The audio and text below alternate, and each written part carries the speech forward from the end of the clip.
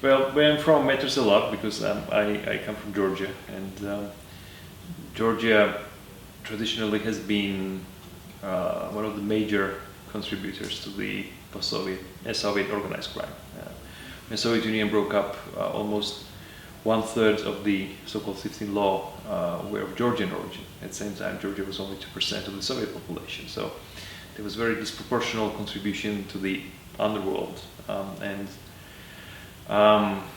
this also needs to be explained. It's an interesting intellectual question as well.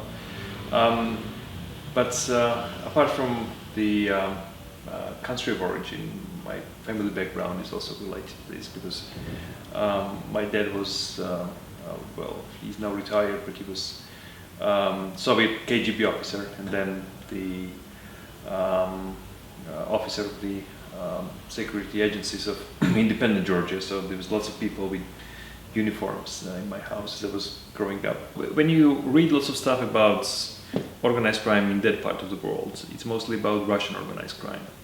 If it's not about Russian organized crime, then it's about organized crime in specific countries. That is either Ukraine or Georgia or Kyrgyzstan.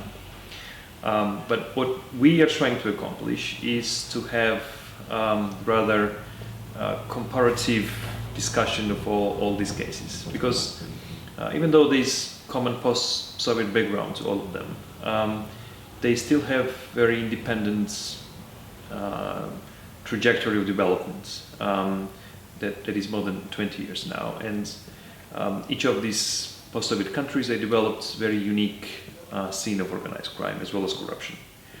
We are trying to understand how organized crime is different from case to case, and also how are they similar, and what were the factors that had impact after the dissolution of the Soviet Union that brought very unique face to either Caucasian or Central Asian or Eastern European organized crime.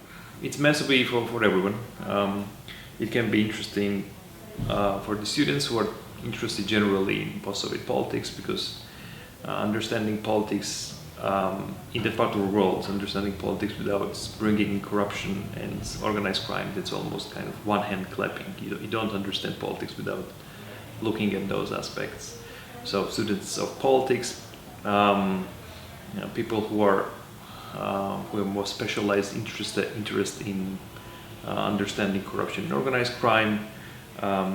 This can be lawyers, analysts, other people, market intelligence experts. There